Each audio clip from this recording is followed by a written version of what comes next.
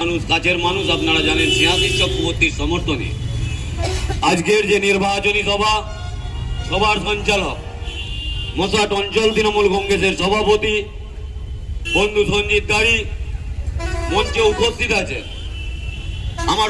আমি মশাট অঞ্চল তৃণমূল কংগ্রেসের পক্ষ থেকে জাতীয়তাবাদী অভিনন্দন জানিয়ে আসন্ন বিধানসভা নির্বাচনের প্রাক্কালে যে নির্বাচনী সভা ভাই অনিমেষ বললেন তার রাজনৈতিক বক্তব্যের মধ্য দিয়ে, আমি বলি এটা কোনো পঞ্চায়েত নির্বাচন নয় যে আপনার লাইটটা কেটে গেছে জ্বলছে না কেন, আপনার ড্রেনটা পরিষ্কার হয়নি কেন। আপনার একটা বিধানসভা নির্বাচনের তারতম্য দুটো ফেজে ভোট হচ্ছে, 23 তারিখ হয়ে গেছে আর আমাদের ভোট হচ্ছে 29 তারিখে। বিধানসভা ভোটের তারতম্য হচ্ছে যে আপনার ভোটাধিকারের মধ্য দিয়ে আগামী 5টি বছর পশ্চিমবাংলার যে পরিষেবা, পশ্চিমবাংলার যে উন্নয়ন কে করবে, স্থায়ী সরকার কে দিতে পারবে, সেই নির্বাচন। রিসার্চ করার কিছু নেই। বাংলার মানুষ এই ভোটার লিস্টে এসআইআর এর নাম করে যেভাবে ভোটারের নাম কেটে দিয়েছে তার বিরুদ্ধে প্রতিবাদ তারা কিন্তু দেখিয়েছে 23-এ।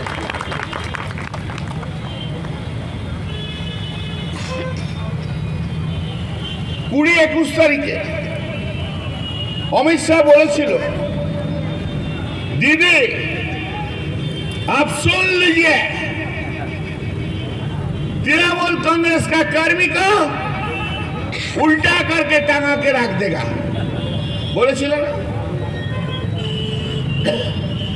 তো 23 এপ্রিল পশ্চিমবাংলার মানুষ ভোট দিয়েছে আর 23 এপ্রিলই অমিত শাহকে উল্টো দিকে ঝুলিয়ে টাঙিয়ে রেখে দিয়েছে বাংলার মানুষ।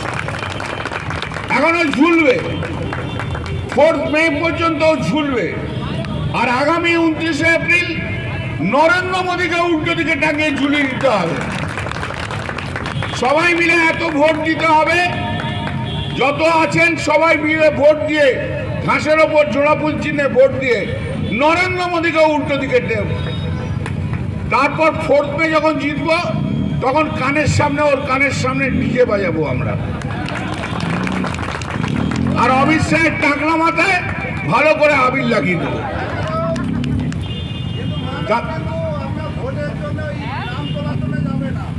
আর ভাই আপনি চুপ করবেন না, আপনি বলবেন, চেঁচাবেন।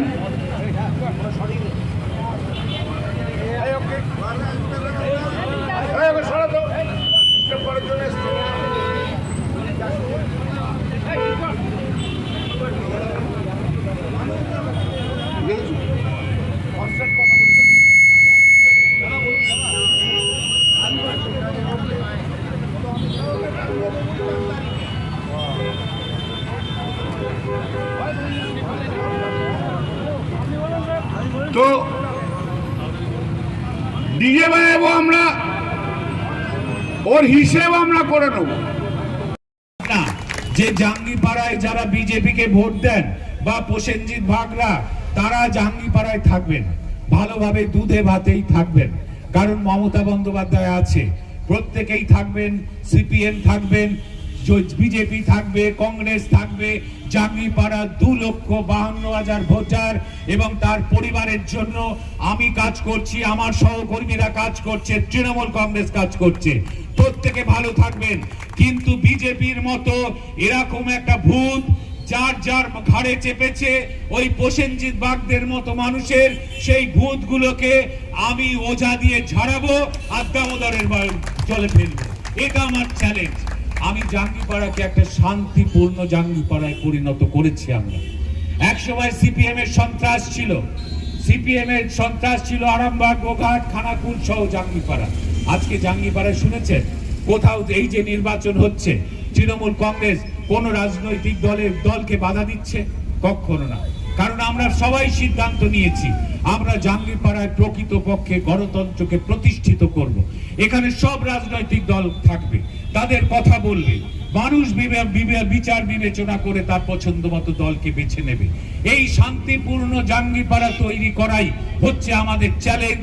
এবং সেই চ্যালেঞ্জ নিয়ে কিন্তু আমরা লড়াই করছি, এটা মাথায় রাখবেন। আর তৃণমূল কংগ্রেস, প্রধানমন্ত্রী থেকে স্বরাষ্ট্রমন্ত্রী এমনকি অন্যান্য দলীয় মন্ত্রীরা পশ্চিমবঙ্গে রয়েছে। আজকে উত্তরপাড়াতে দিদি সভা করেছেন, আবার রাহুল গান্ধী এসেছিল। সর্ব রাজনৈতিক নেতৃত্বরা বাংলায় রয়েছে। বাংলার রাজনীতির পরিবেশটা কতটা চেঞ্জ হয়ে গেল?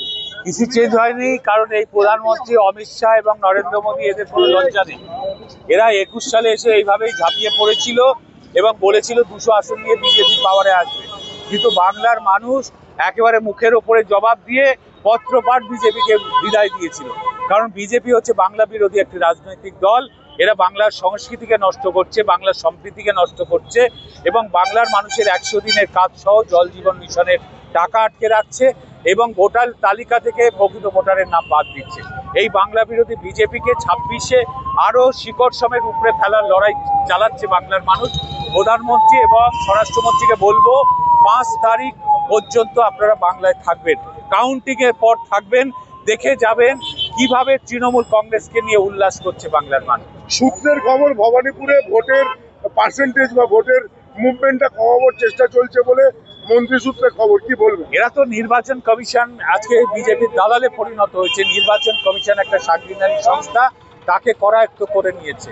ইডি সিবিআইকে দিয়ে এবং রাষ্ট্রীয় সন্ত্রাস চালিয়ে নির্বাচন চালাচ্ছে ওরা। ফলে বাংলার গণতন্ত্রের শেষ কথা মানুষ বলে, ফলে ভবানীপুরের মানুষ আরো বেশি ভোটে মমতা বন্দ্যোপাধ্যায়কে জয়ী করবে।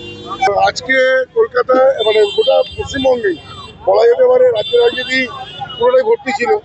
মোদী থেকে শুরু করে রাহুল গান্ধী সবাই ছিলেন। তো কতটা পিছিয়ে পড়লো তৃণমূল? তৃণমূল পিছিয়ে পড়ার জায়গায় নেই। আমরা চাই আরো যদি ভারতীয় জনতা পার্টির কেউ থাকে, যদি কেউ বাকি থাকে, কারণ সিবিআই, ইডি, নির্বাচন কমিশন, অমিত শাহ, নরেন্দ্র মোদী, যোগী আদিত্যনাথ থেকে আরম্ভ করে সবাই তো এসেছে। বিজেপি আসুক না, আরো যারা আছে, এই তো নতুন নয়া যোগ দিয়েছে বিজেপিতে, আরো নিয়ে আসুক, নিয়ে দেখবো বাংলার বাঙালিকে কি করে হারাতে পারে ভারতীয় জনতা পার্টি। আমরা মুসলমানদের আজকে মুসার বাজারে পথসভা করলাম। আপনারা অনেক করে এসেছেন দেখুন। আমরা মোসার গ্রাম পঞ্চায়েত এলাকায় অলরেডি গতকাল আমরা 2টো সভা করেছি। গত বুধবার দিন একটা আমরা সভা করেছি।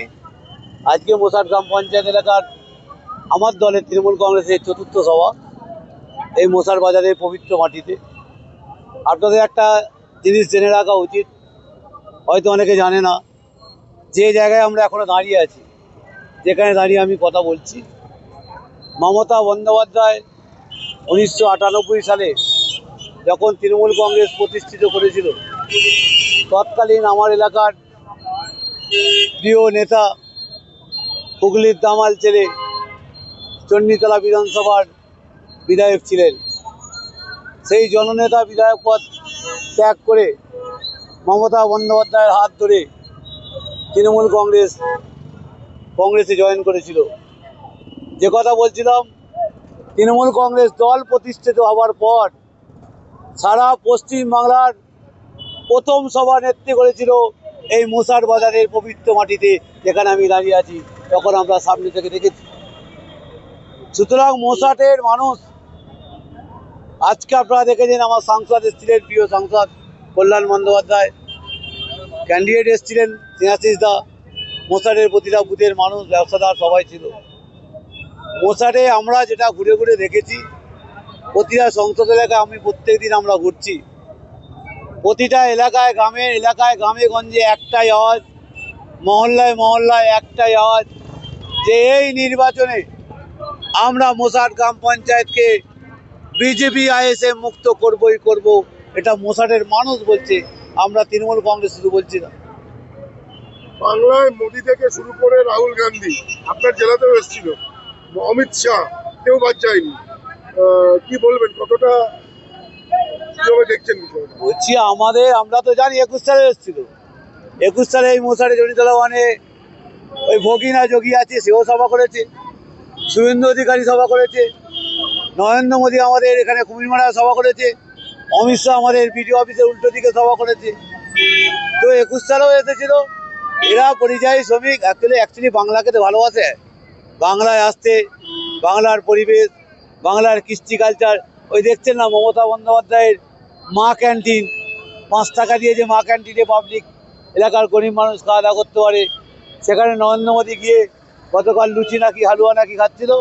অ্যাকচুয়ালি ওরা অ্যাড দিতে আসে, বাংলার যে উন্নয়ন হচ্ছে, মমতা বন্দ্যোপাধ্যায় উন্নয়ন করছে তার অ্যাড ওরা দিতে আসে সারা ভারতবর্ষকে। তোমরা দেখো মমতা বন্দ্যোপাধ্যায় উন্নয়ন করেছে, ওরা পরিযায়ী শ্রমিক মতো আসে, ওরা আবার আসবে। আমরা বলছি যাতায়াত করতে হবে না, এখানে থেকে যাক। 4 তারিখে একসাথে আমরা সবুজ আবির খেলবো। আমরা চাইছি নরেন্দ্র মোদী, যোগী ভোগী যারা আছে থেকে যাক, একসাথে ওদের সামনে একটু ডিজেটা বাজিয়ে দেবো আমরা। 3,500 কনফার্ম একদম। মোসাটের মানুষ প্রতিজ্ঞা করে নিয়েছে, আমরা 3125 ভোটে আমরা লিড দিয়েছিলাম 2021 সালে।